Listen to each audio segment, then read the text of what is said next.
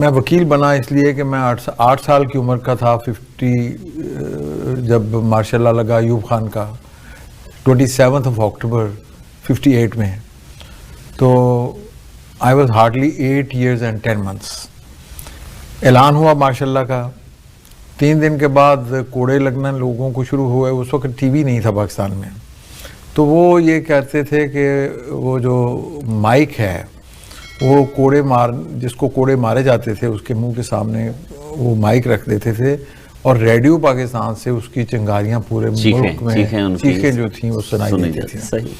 میں نے اس مرحلے پہ ایک امپریشنیبل ایج میں یہ فیصلہ کیا کہ یہ تو ظلم ہے، اور میں نے یہ میرے والد صاحب اللہ ان کے درجات بلند کرے، ان کی خواہش تھی کہ میں ڈاکٹر بنوں. میں نے بڑی مشکل سے ان کو میں نے رضامند کیا کہ مجھے آپ وکالت کرنے دیں، اور بہرحال ابتدا میں نے سائنس پڑھی اور ایف ایس سی جو ہے ان کی خوشی کے لیے.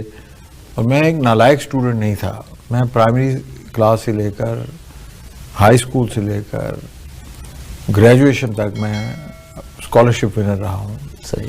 لیکن میں آپ سے بھی عرض کرتا ہوں کہ میں نے اپنی والدہ کے ساتھ چپک گیا وہ چیخیں سن کر کہ یہ مجھے تو نہیں ماریں گے، یہ کس کو مار رہے ہیں.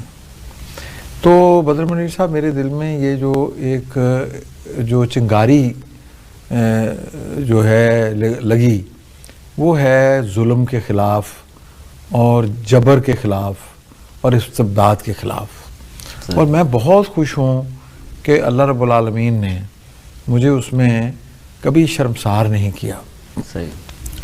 میں نے یہ جو افتخار محمد چودھری صاحب کی جو تحریک تھی بحالی کی، اس میں نے امریکن بار ایسوسی ایشن کی 14 نومبر 2007 کو 5000 امریکی اٹرنیز کی میں نے قیادت کی. ان کے صدر ولیم نیوکوم اور انٹرنیشنل سوسائٹی کے چیئرمین جیف گولڈن کے ساتھ انہوں نے مہربانی کی.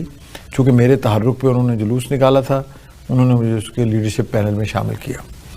تو اس کے بعد یہ پہلی ایک کوشش تھی بین الاقوامی سطح پہ پاکستان کے ایک ایشو کو، اور یہ پہلا جلوس تھا امریکن بار ایسوسی ایشن کا جو نکلا.